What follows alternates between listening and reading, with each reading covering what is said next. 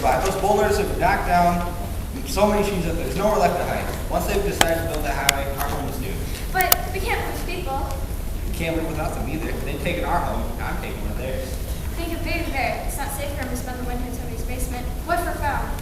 People aren't sensible like bears. They won't come back to the den by nightfall. The den will be deep in hibernation in the ground under the den. They won't even know we're here. Papa Bear would have been surprised if he had been watching the back of the house at that moment. Goldilocks left the house, but she hadn't gone to her bus stop.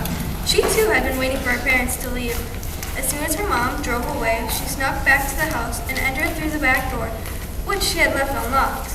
Goldy liked school and never played hooky before, but today she had an important reason. She belonged to the Hair Rising Book Club, and just yesterday, she received the latest book in the mail, and it was sure to be the best one yet.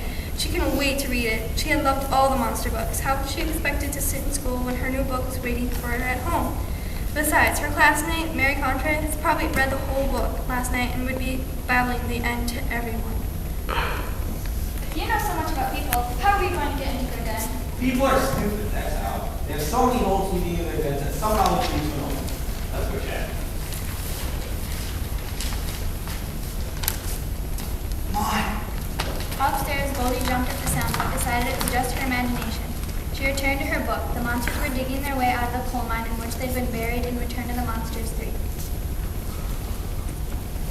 How do we get to the basement? We've got all day. Yeah, Pop, let's check it out. If you're holding your nose, it's not too bad in here. We'll start at the top and work our way down. Follow me. Baby Bear jumped onto the railing and cheated up until he banged his head on the knob at the top. His mother lifted him down and gently prodded him along the hall. Papa Bear ran through the first open doorway into the bathroom. When his feet hit the floor, he went all the way across the room and bounced off the toilet. Only cautious Mama Bear came in without falling. Goldy jumped again in her crawl space. This was the scariest book yet. The spooky story and being home alone were really getting to her. She could swear she'd heard noises coming from the bathroom. What's this room for, Pop? Why is the door so slippery? Papa Bear looked around, then he spotted the pool of water in the toilet. This is where people drink swim. They don't even have to go outside? I don't smell any fish. It's too quiet. Not cold enough. Give me a fresh one to remember it. I think it's great. Water right in your den. People have it made. What's this for, Pop? Oh no, there's someone here. What if it's the monsters? Maybe this time they returned to my house. She flipped through the book and was happy to see no mention of her house. It looked like the monsters would terrorize them all this time. Goldie was terrified, but she reminded herself that no one she knew was there. Maybe if she stayed still, whatever was out there would go away. She shut off her flashlight and sat miserably in the dark, hugging her knees. The startled bears were skidding around the bathroom, their claws scrabbling on the tile.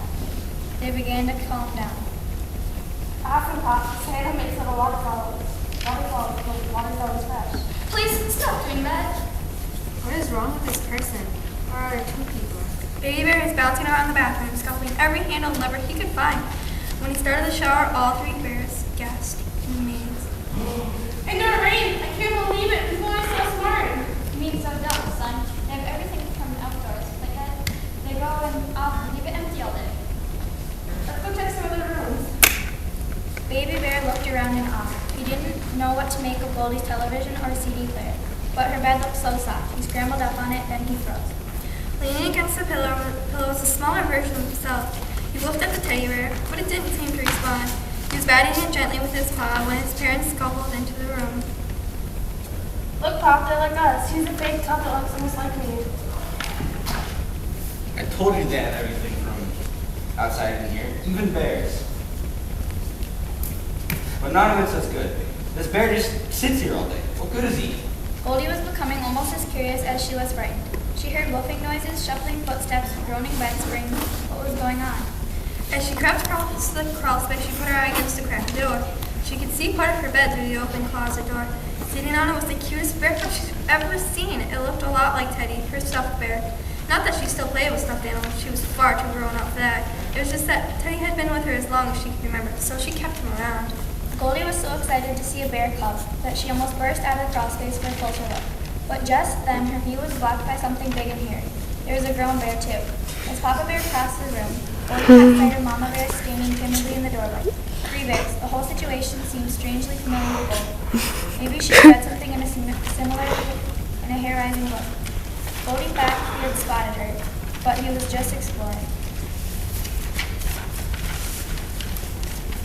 What are you for, Mom? Be happy to live there, son. Some people have to use this stuff to protect themselves from the weather. We come here to find a den or not. We're racing the whole day. We don't even know if there's a spot for us here. I'm going to dump this like in the basement. Come on, son. Mom was right. We've had our fun. We still need someplace to spend the winter. Follow me. When they were gone, Goldie crept from her hiding place and listened at the top of the stairs. The basement door was ajar, and she heard the bears squeeze through and barrel down the steps. The three bears stumbled into a few rooms packed with old toys, books, broken furniture, bicycles, and piles of books and magazines.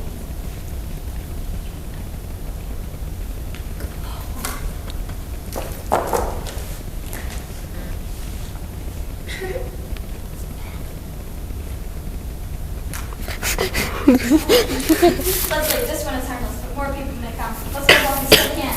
Come on, son. We're heading back to the outdoors where we belong. This whole expedition was just a terrible mistake. Mom, Pop, I love you, but this hibernation stuff is not for me. That was fine for you old boys. When you were kids, there was plenty of bottomless you could hibernate down in a hole and sleep a few months away. But things are different now. I've got to learn how to live with people. This girl likes me, and I would like to stay right here for winter. But what will you eat?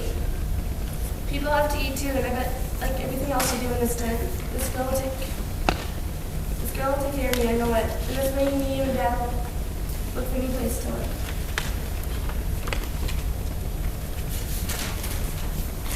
Whatever.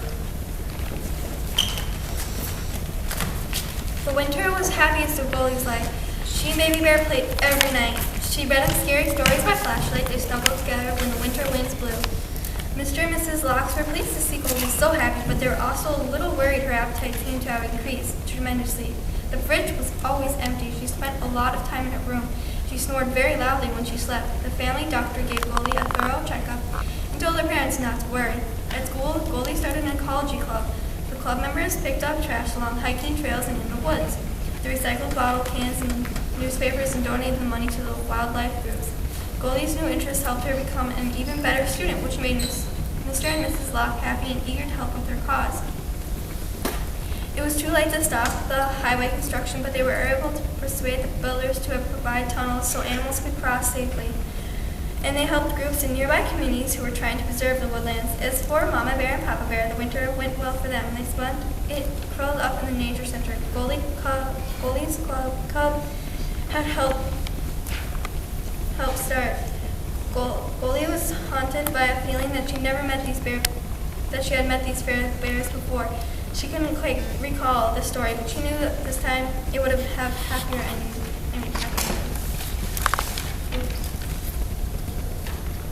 The end.